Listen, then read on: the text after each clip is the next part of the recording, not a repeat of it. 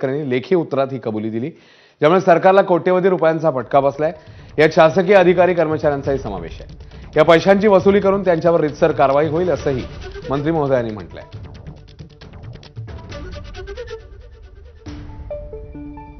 तर 165 कोटी कुणी लाटले ते बघूया। पुरुष लाभार्थी 12,421, रक्कम आहे 25 कोटी रुपये। अपात्र महिला लाभार्थी 77,000 संख्या आहे, रक्कम आहे 14 कोटी। शासकीय महिला कर्मचाऱ्यांची संख्या आहे 9,526, ज्याची रक्कम आहे 14 कोटी 50 लाख।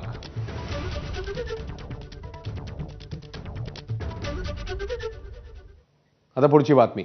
राज्य सरकारकडून 10 जिल्ह्यांमध्ये उमेद मॉलची उभारणी करण्यात येते। अजूनही या जिल्ह्यांची निवड झाली नाहीये।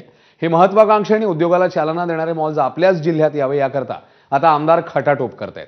या मुद्द्यावर विधानसभेमध्ये नेमकी काय चर्चा झाली आहे आपण बघूया।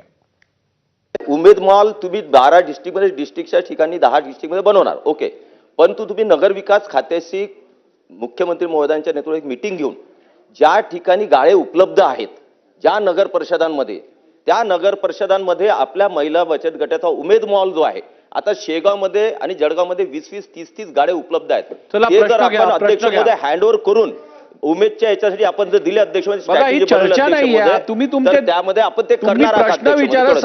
जे 10 जिल्ह्यामध्ये उमेद मॉल घेणारे त्या जालना जिल्हा आहेत का, बस एवढंच शॉर्टकट।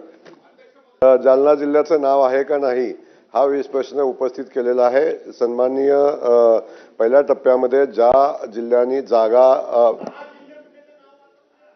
आपण अजून 10 जिल्ह्यांची निवड अजून केलेली नाही, निवड प्रस्तावित आहे। विदर्भात येऊन आता ऑक्सिजन घेतलाच आहे, तर या 10 पैकी 5 मॉल विदर्भात तुम्ही बांधणार आहात का, त्याचा आमचा ऑक्सिजन परत का? विदर्भामध्ये जे आवश्यक आहे ते मॉल बांधले जातील। निधी उपलब्ध आहे, निधीची अडचण नाही। निधी मागणीप्रमाणे निधी उपलब्ध होतो। आपण तरतूद 200 कोटीची आपण केलेली आहे आणि निधी 200 कोटीची आपण तरतूद केलेली आहे आणि आपण मागणीप्रमाणे करू आणि 1 वर्षामध्ये हे 10 मॉल तयार करण्याचा संकल्प आम्ही केलेला आहे। आता बातमी आहे जगप्रसिद्ध कोल्हापुरी चप्पली संदर्भातली। कोल्हापूरकरांचा कोल्हापुरी चप्पलसाठीचा लढा आहे, त्याला आता यश आलंय। जगप्रसिद्ध